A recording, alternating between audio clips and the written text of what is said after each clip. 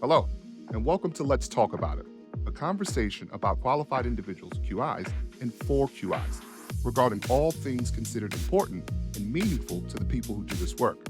From the Center for Innovation and Population Health at the University of Kentucky, I'm Brandon Howlett, an eQuip partner, and your host for this episode, built around a great conversation between our two guests, Emily Isaacs, a clinical implementation manager at Maximus, and Sharon Campbell, a QI clinical supervisor at the Idaho Department of Health and Welfare.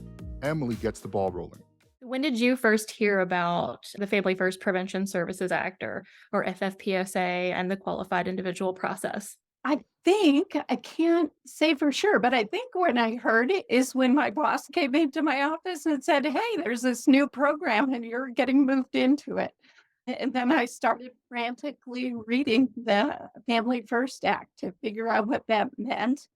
And that is, then I eventually moved on to that team as they were just starting. What Um, about yourself? I first heard about it in December of 2018, actually. So before it was officially launched, I had heard about it. I was actually working as a project manager for one of the states that we work with, and we were doing the utilization review process for the psychiatric residential treatment facilities within that state, or PRTFs, which is some of you in the industry may be familiar with those and kind of the distinguishers between that and QRTP. But essentially, our client approached me and said, "Hey, there's this new law, FFPSA, and it requires this qualified individual assessment. Can you do that for us?" And like you, I just started immediately frantically reading and thinking, "Yes, I know that we can." And so that was my first introduction to it. So it's been a little while. Yeah, you're a little ahead of when our state started it, but we didn't have there was a lot of planning going on, but I just hadn't heard about it. I was busy as a child welfare clinician for a region of the state. So I'd been doing a lot of the work, but now it was just going to shift and be a little different. So what do you find what did you find most challenging when you started it? Ooh. I think in a lot of projects that I worked on, there's very specific criteria, right? So there's level of care criteria and there's medical necessity decisions, and it's very straightforward and it's very easy to apply. But a lot of federal regulations, and I've worked with those in a few other projects, tend to be very vague. And I think this one is up there as far as that goes, just in terms of making a least restrictive determination without a lot of guidance on it. So I think for me, that was the first thing that jumped out is, well, how are we going to make these decisions and how are we going to do it consistently? Which I think is still probably one of the most challenging pieces of it. What about you? How do how is it that your team is using the cans in terms of making those decisions?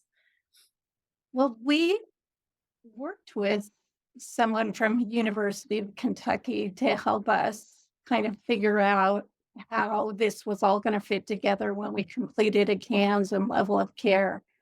It doesn't always work out as neatly. Sometimes it does, where it's like, oh, obviously this youth needs to be in this level of care. And then there's other times where the level of care seems a lot lower than you expect it to be when you finish it. But you really feel like, well, I can't imagine this youth not being in this level of care at this time and being safe. So I think that's a challenge for us sometimes.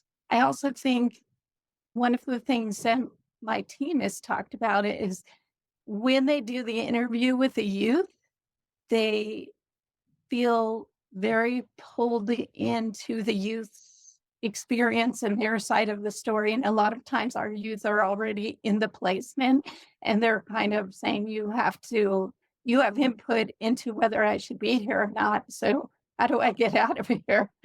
So they're trying to Yes. convince us that they don't need to be there and they can be very convincing.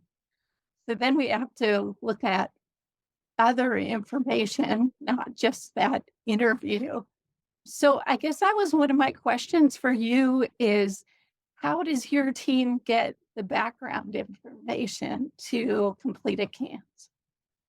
Yeah, so my role may have been a little different than yours in terms of I've been very involved more like with our state clients in terms of setting up the work. How are we going to do it? How are we going to make sure that we're meeting the goals of the state where they Mhm. are, where they're trying to go? How are we going to make sure that our team is doing that in a really reliable, high quality, consistent way?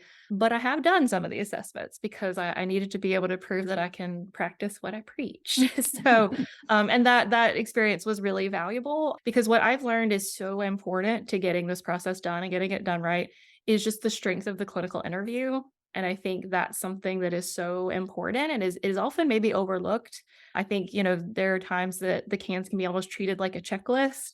And I don't think it works well when it's done that way. So one of the things that I know I've worked on really strongly with our team is having a set of questions that are really important to ask every single time, but also having the ability to pivot to ask the next question, right? So, as you've probably encountered, sometimes people are more forthcoming than others. Sometimes people will just kind of say, oh, yep, they're aggressive, and leave it at that. So the key is always kind of asking that next best question, right? Which is, when's the last time that happened? Can you tell me what Mhm. that looked like? Has anyone ever been hurt when that happened? And just being able to get those details. And I feel like really getting those nuances is what sets the whole process apart. I feel like there's such a gray area between when QRTP is the least restrictive environment and when it is not. And sometimes those nuances are really what makes the difference. Yeah. And I think that I really value the cans. And so I want it to be used in a way that it's actually very helpful. And I also find that a lot of people have used it in private practice in our state, and they don't really focus on really utilizing it. And so they have some biases against what's the Mhm. point of this. Yeah. But when you pull together all the information, it can be such a useful instrument. And so that's what that I that our team works on a lot is really filling it in and giving a full picture of this youth. And Yeah. sometimes it's just a point in time. So they may qualify going in because they just had their past month or two have been really bad. And once they stabilize, that's the tricky part though. When we do updates, it's like, well, Yeah. is this youth doing so well because they're in this restricted environment? Mhm. And if we say, well, they're doing great, we should recommend they leave. Are they Mhm. going to do as well? Or are we going to go back to ground zero? I think you've identified actually one of the things that was one of my questions, which is that's probably one of the bigger challenges and probably one of the hardest CANS principles is that rate the youth, not the youth and services. Mhm. Because I think something that we see a lot is they are in that restricted environment. And so, what would it look like you said, if that's not there? And there's not always, unfortunately, kind of the home visits or the community outings or the opportunities to kind of see what would happen if those restrictions aren't in place. So that's definitely one of the bigger challenges that we've had, which makes me curious because I was wondering that. I know that not everyone kind of requires reassessments. There's of course the federal limit for youth that are under 13, or is it 13 or younger Under 13. Yeah. that are under 13. That's what I thought. So there's the federal restriction on or placement limit kind of on those youth that are under 13 of the 6 months or 12 months for those that are 13 or older, or the 18 non-consecutive months. So a lot of states I know are doing reassessments at that point. They're doing almost just kind of they don't have to have, the qualified individual, I guess, do that layer of approval at that point, but many states are opting to. And then we have other states that we're working with that are doing them like every 90 days. Like they don't want an approval to last longer than that. So for your work, what is it that your team is doing? We're doing them every 90 days. And we're Mhm. also having our director of our whole department look at those at the 6 months for under 13 and the 12 months for over 13. And so, and they also just look at the documents and say, does, I mean, they're taking it seriously, that it's a big deal for a youth, especially, well, for under 13 or over 13. It is a big deal. And I really do agree with the the idea that they should not be there any longer than they need to be there. Yeah. And I used to work in residential treatment, so Mhm. I Me too. know that it's not the answer to everything, and they Yeah. can't fix everything, and it can be traumatizing for youth to be there. So I think we take that really seriously, and sometimes it's it's a difficult process, and our QI clinicians really struggle with trying to figure out what their recommendation's going to be. It can feel like a lot of pressure. I think Yeah. that's probably one of the most challenging things is feeling like I have this decision that's in my hands and how is that going to impact them and their life and their reaction to trauma and their future. So it can certainly feel like a weight, is on you with making these decisions for sure.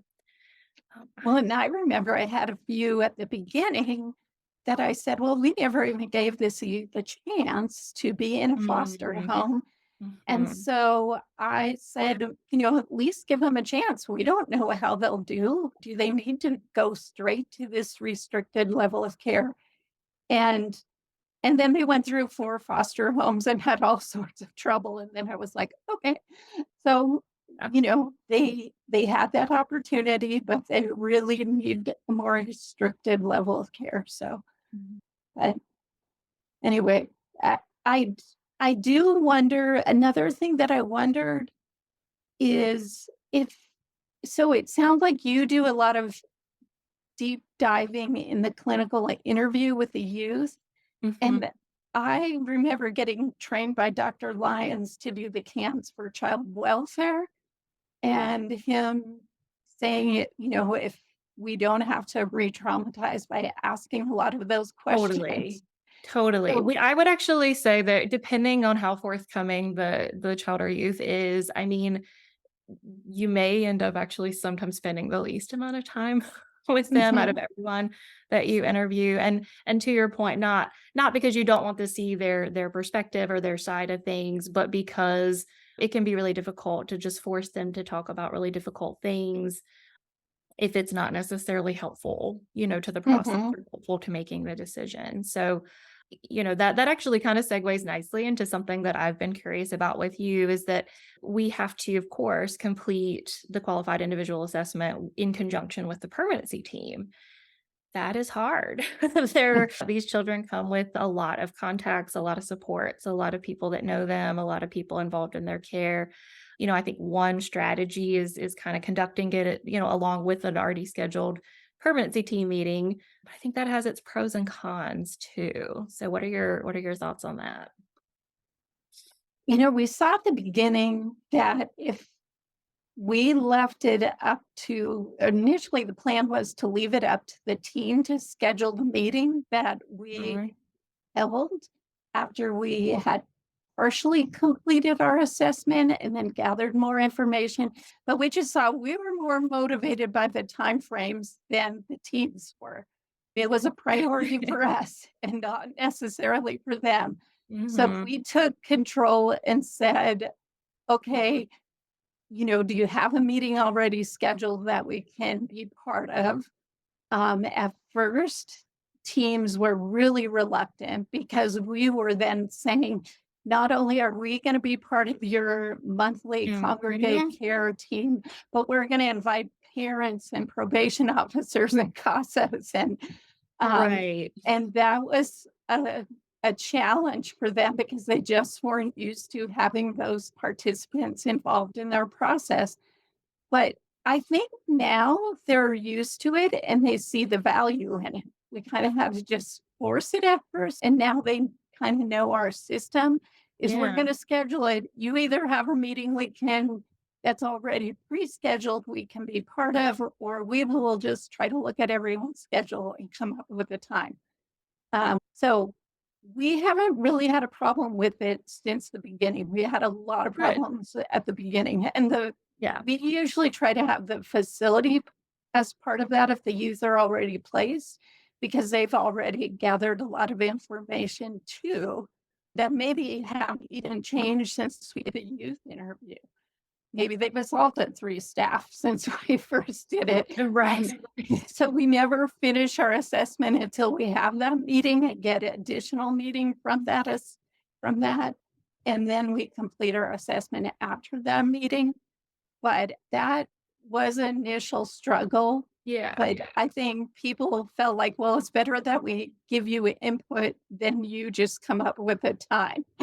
Yes. No, that's definitely true. I think, where I've gone back and forth on it is meetings are great, but I do think there's kind of like a meeting etiquette that happens and people sort of lapse into using kind of those therapy words. Whereas, like I said earlier, I think it's really important to get the nuances. And so my experience has been that sometimes people are more forthcoming in a one-on-one kind of situation. So I think the meeting has its benefits, but I think also just individual interviews where people can be very honest and very straightforward and kind of leave it up to you to integrate that information into how things go is also has its benefits. So I don't know that I've solved it. I don't know that I will solve it. Again, I think in conjunction is one of those things that is not federally defined and maybe not federally defined for a reason. So who knows?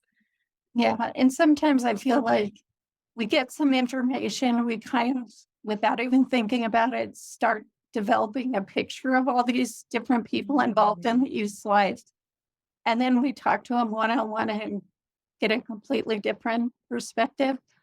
So I always appreciate getting the one-on-one, just having the time. Sometimes we have so many referrals at once that we have to use that meeting as okay, we still haven't gathered enough information. And at one point, it was even suggested that we not do individual interviews. We gather all of our information at that one meeting. And I was like, that's just not going to happen. No. People will not share what they would if we talked to them. Exactly. It's interesting how that goes, right? Like the permanency team meeting, you think of that as being, well, this is when we come together and talk about what needs to happen. But it's like I said, there's something like a meeting etiquette happens and it's Yeah. not always as straightforward. I see we have a prompt from Brandon in the chat. I think is really interesting, which is basically, is there anything that we think that qualified individuals would want to be changed or shifted? I don't know that changed or shifted is necessarily the word I would use for it, but I do think one of the hardest things to do is also coming up with short-term goals and long-term goals. Because my experience in working with different states is that everyone kind of has a different opinion on what a short-term goal and what a long-term goal should look like. And there's a lot of variety with it. There's a lot of, I think some of the QRTPs themselves are, thinking, are we supposed to do all these goals? Is anyone checking on that we're doing these goals? And I do think that's an area where I would love to see maybe just some best practices emerge or just some strategies on how to make sure that we're really meeting the needs of these kids and setting realistic and attainable and achievable goals that make them feel like they're accomplishing something. And I think one of the struggles we had initially, we were kind of leading it just because we were ahead of where all of the child welfare teams were in what we were doing and what Family First was. And so we were kind of steering the ship. And then they said, now we've got to pull back and become those objective assessors more. And when we did that, they also asked us, said, you're not assessing the individual QRTP, you are assessing the level of care. Right. Well, QRTPs are not the same.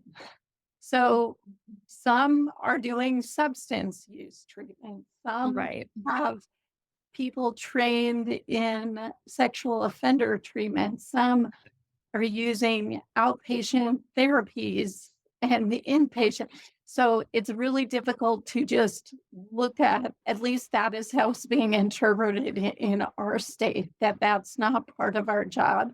And yet we know depending on where they're placed, it will be very different. And even how we focus on the treatment goals may be a little different. So how's that been for you? Yeah, I think we've had some shifts, over time as we've worked with our clients and kind of thought about what is the most useful thing here.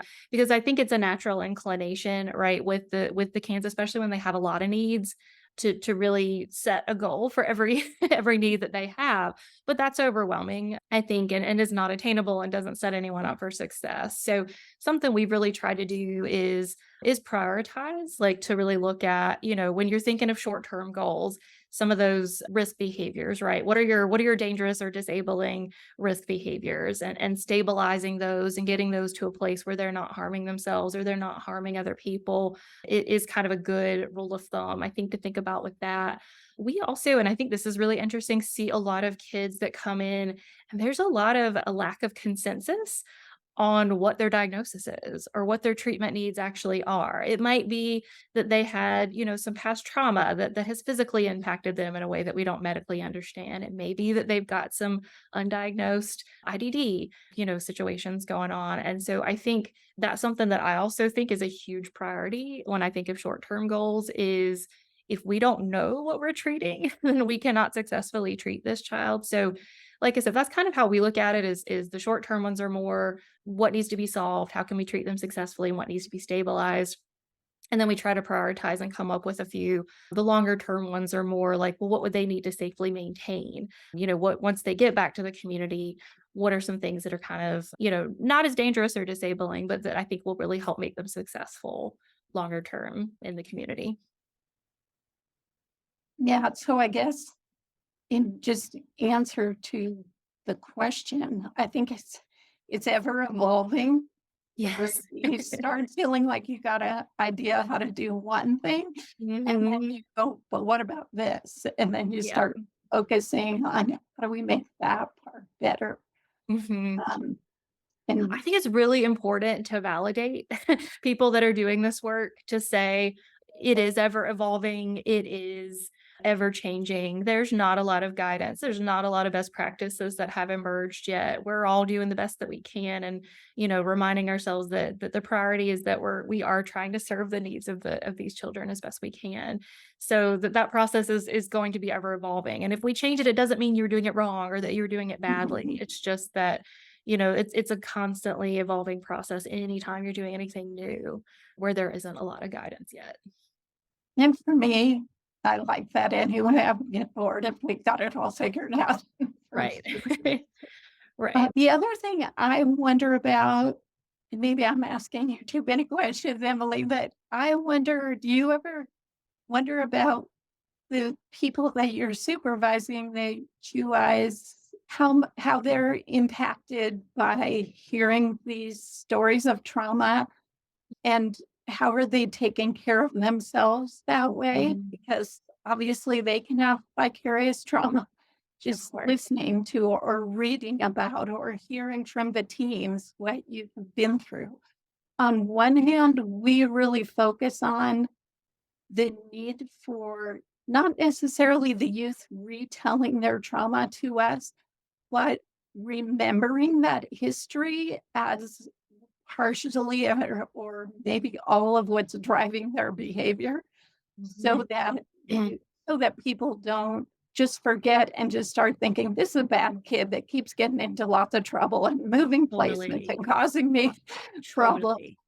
We really focus on we want a place to pull that history together and remind people there's a reason for these responses. Yeah. But in doing that, in doing all that digging and pulling that together, and that can be hard on staff. I agree with you because I think the what happened to them is not making the decision, in terms of what is the appropriate level of care. It is how it has impacted them and what their clinical needs are and what safety issues are present. But yeah, I do think that That part is hard just in terms of that vicarious trauma. I know that's something that I'm super passionate about is giving that whole picture because I think that there's a little bit of an issue in just kind of clinical documentation and maybe a shift that needs to happen across the board to focus on the facts. I think, especially with children, and maybe because we're writing less to children in documentation and more about them, it's really easy to go into using a lot of adjectives to describe them. So that's something that I'm really passionate about with our team is focus on the facts, what happened, and give the whole story, give the whole picture. Those caregiver needs, those are really important too in terms of presenting what's happening with this child. And also, I think important going back to those goals in terms of it can't just be about the child, right? Like it is about how the team is going to support them, about who is the permanency team and what do they need to accomplish for the child to be successful. So complex stuff, but yeah. Yeah. Yeah. I mean, I think it's rewarding. It's hard sometimes though to be the one that's pulling all this information, especially because sometimes we have even had teams say, "What do you mean they were sexually abused?" And we were like, "Well, we found it in your records." Right. But it got forgotten because they went through so many different case managers and, safety assessors and permanency staff that some of their history got forgotten and never Right. treated. So I'm passionate about trying to pull together that too. But I also think that it can be difficult to feel like at the beginning you are holding all this information and then you turn it over to the team and then you make your recommendations and then it's up to them to move Yeah. forward and you don't really have control over that. Right. Well, and then there's the added layer of the court process. I don't know what that's looked like for your team. That's looked a little bit different for us, project to project. In some states, we actually just go ahead and upload our report electronically into their court system. Others, it's more the responsibility of the referring case manager to make sure that the court gets it. But that's been interesting. I mean, I think generally we have found that the courts tend to take our word for it.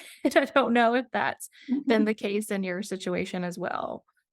Yeah, that has been, we had a few at the beginning where the courts were asking us to have hearings. And at one point we had, I was supposed to testify as to our waiver process and Oh, all wow. sorts of things at first. But now I haven't had any feedback other than that they follow the recommendations. Mhm. But yeah, it's So that's I don't know if I would say it should change or shift, but I'm betting there's a lot of variety and it's interesting to me some of the time frames. I wouldn't be surprised if the time frames on this change.